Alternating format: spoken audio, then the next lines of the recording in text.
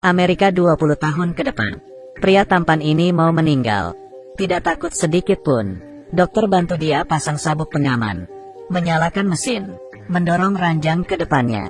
Lampu pun menyala. Dan kepala Nathan diunggah. Ia di-scan sampai ke dunia maya. Tinggal di hotel mewah. Nathan melihat sekitarnya aneh. Dengar suara pelayanan Nora mengobrol. Tapi ia bosan. Dan mengontrol pakai mesin membiarkan. Nathan tidur. Nora menekan tombol. Menutup tubuh Nathan dengan selimut. Keesokannya Nathan terbangun karena cahaya matahari. Menjadi orang kaya, punya fasilitas lengkap. Bisa mandi air panas, bisa pilih makanan yang ingin dimakan. Buka jendela bisa lihat pemandangan. Tetangganya juga orang kaya. Wajah mereka selalu kasih senyuman. Jika mati bahkan bisa hidup dengan baik. Berbeda dengan orang miskin, mereka hidup di bawah tanah. Setiap orang hanya punya ruangan kecil. Tidak ada uang untuk beli yang bisa lihat pemandangan. Anak kecil juga tidak ada uang, cuman bisa main dari sampah. Semua buku cuman bisa dibaca sampai halaman 5. Kalau mau lihat lagi harus bayar. Jika uangnya habis, cuman bisa dimatikan. Kecuali kalau keluarganya membayarnya. Kalau tidak ada, mereka akan dimatikan. Nathan kaget melihat ini. Ia ingin makan sesuatu untuk meredakan hatinya. Baru aja mengambil makanan. Sambil mendengar berita. Sarapan pagi berakhir sampai jam 10. Tidak. Nathan kaget. Tidak kepikiran ini makanan maya. Semuanya hilang. Keluar jalan-jalan untuk menenangkan diri. Di tengah jalan, ia menemukan daun juga dikendalikan. Program juga mengatur seseorang untuk beriklan. Jika ia tidak suka, orang yang menawarkan iklan akan terus bicara. Karena program terlalu banyak, gambarannya jadi tersendat. Tak hanya butuh waktu untuk menyelam. Bahkan sampai pelayan juga tersendat. Nathan stres. Dunia maya ini tidak seperti bayangannya. Ia ingin balik ke dunia nyata. Ia berlari keluar, ingin mencari penghubung kedua dunia.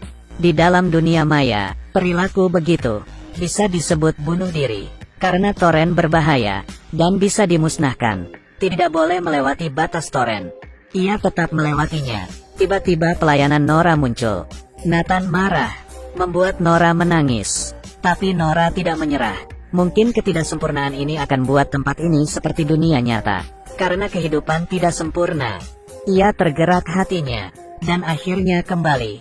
Dan menerima dunia maya. Dan bilang ingin pelihara hewan. Setelah setengah hari memilih. Akhirnya ia pilih seekor anjing. Ia pilih karena kelucuan anjingnya. Tiba-tiba anjing mengeluarkan suara. Aku tahu kemarin kamu tidak beruntung. Jadi mau ngobrol. Ternyata ini dokter psikolog. Orang Amerika ingin ia hidup. Mereka menggunakan otaknya dan pakai badan lain. Pelan-pelan ia terbangun. Ia melihat sekeliling. Menghirup udara. Dan menggerakkan jari-jari. Memastikan bisa berfungsi. Eksperimen ini berhasil. Tiba-tiba hidungnya keluar darah. Semakin banyak. Dan tampilan TV berubah jadi iklan bubuk. Orang sebelah Nathan ketakutan. Memikirkan untuk membangkitkannya. Sekarang jadi takut. Demi menerima kalau dia sudah meninggal. Ia menghadiri acara pemakamannya. Ia ingin mencium pacarnya. Tapi terhadang oleh layar. Ia ingin memeluk temannya. Juga terhadang layar. Ini mengingatkannya. Ia sudah meninggal. Pemuka agama mulai menyalakan video Nathan. Tampilannya semua aneh. Malah berubah jadi pertandingan sepak bola. Bahkan pidato di acara pemakamannya juga hancur. Pacarnya hanya sibuk menelepon sponsor pemakaman. Dan teman lainnya, tidak merindukannya sama sekali. Hanya penjaga keamanan rumahnya, yang berpidato dengan benar untuknya. Nathan merasa ia telah gagal.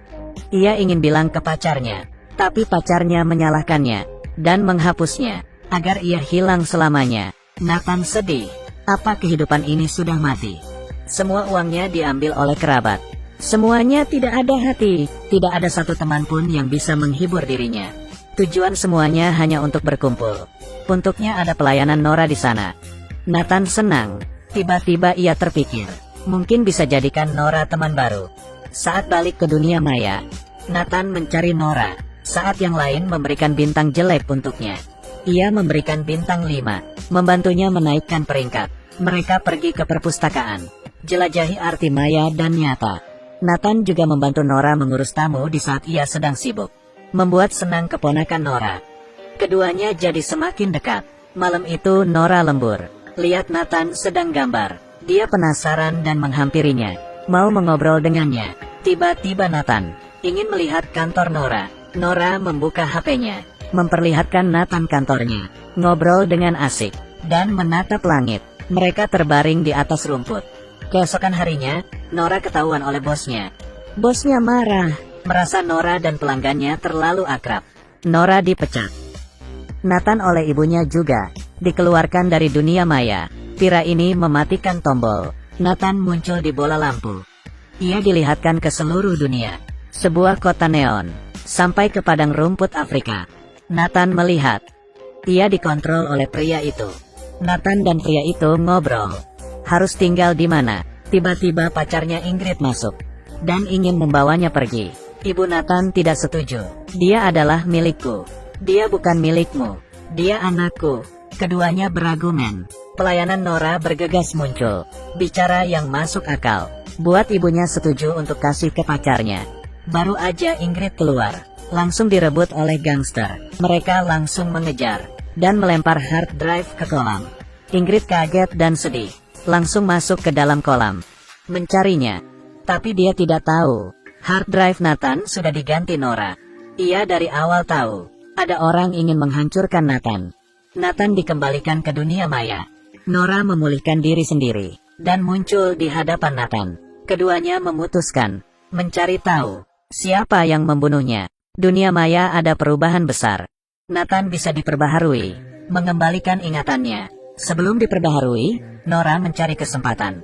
Mengambil kunci administrasi, lalu diam-diam memberi Nathan pen. Ia memindahi seluruh data. Saat perbaharuan, semua pelayanan mematikan tamunya jadi tidur dan pulang kerja. Tapi Nora diam-diam kembali ke kantor, membangunkan Nathan, membawanya lihat pembaharuan Aurora. Hampir aja ketahuan. Untungnya Nathan bawa pen untuk memodifikasi program. Mereka menjadi transparan. Baru aja lolos. Melihat pembaharuan Aurora semakin dekat, Nora kembali ke kehidupan nyata. Lihat Nathan di layar yang akan diperbaharui.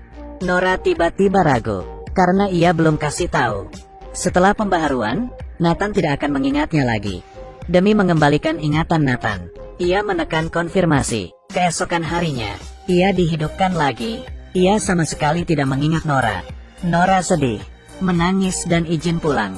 Sampai di rumah, ia mendapat telepon Nathan. Nora baru sadar. Nathan pindah ke zona 2G di mana orang miskin tinggal. Ia menjelaskan ke Nora, ingat kalau tinggal di tempat orang kaya akan terus dipantau. Pura-pura tidak mengingatnya. Setelah Nora mendengarkan penjelasannya, di dalam rumahnya, ada gangster masuk. Ia menatap Nora. Dari ranjang ambil pisau. Nora merasakan suatu bahaya. Ia keluar dari dunia maya. Periksa ruangan. Dari cermin, melihat tubuh gangster. Melompat dari jendela, turun ke bawah dan lari. Gangster mengejarnya. Khawatir dengan Nora, Nathan menggunakan pen. Memantau jalanan New York. Menelepon Nora. Menunjukkan arah dan suruh naik ke atas. Nathan memanipulasi program. Gangster terjebak di lift. Nathan membantu Nora dari kejahatan. Tapi ia kehabisan data, dan dibekukan oleh sistem. Tanpa ia tahu, Ingrid datang ke dunia maya, dan membantunya menambah kuota. Sekaligus beritahu, aku unduh karena kamu. Apa? Ceritanya hanya sampai sini. Misteri di dalam, hanya bisa dijelaskan di cerita selanjutnya. Bisa dimengertikan.